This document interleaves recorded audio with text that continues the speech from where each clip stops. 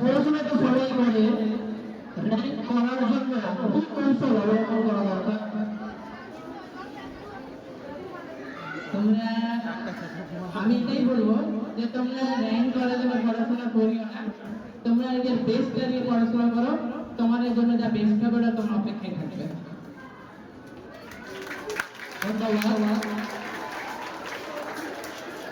এই স্কুলে ক্লাস 6 পর্যন্ত যে ছিল কোনো স্মৃতির পদে কিছু, এটা স্কুলকে আমি প্রচুর ভালো লেগেছি। তবে এক বছরই স্কুলের সম্পর্ক ছিল, কারণ ক্লাস 6 তো লকডাউন পড়ে গেছিল, তারপরে আমি প্রাইভেটে চলেছিলাম। তবে হ্যাঁ, এটা স্কুলে মানে এতটা ভালোবাসা পেয়েছি আমি যে স্কুলে, যে কোনো বুঝতে পারবো না।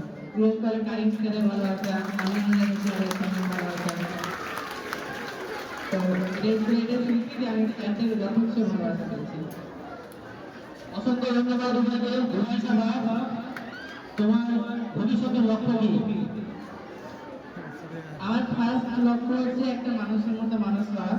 তবে আমার আরেকটা প্রফেশনাল যেটা লক্ষ্য আমার, ওটা আমি ভবিষ্যতে আমার কান্ট্রিকে, আমার ভিলেজকে, আমার ভিলেজারকে, আমার শহরবাসী, আমার গ্রামবাসীকে আমি একটা ডাক্তার হিসেবে সার্ভ করতে চাই। লাস্ট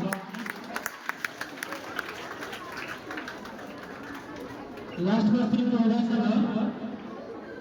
এই ছাত্রছাত্রীর উদ্দেশ্যে তুমি কি বার্তা দেবে?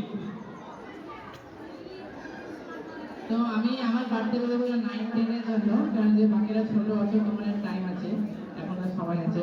তো 9, 10 এর ভাই বোনদেরকে আমি এটাই বলবো যে মাধ্যমিক হচ্ছে তোমাদের জীবনের প্রথম বড় পরীক্ষা।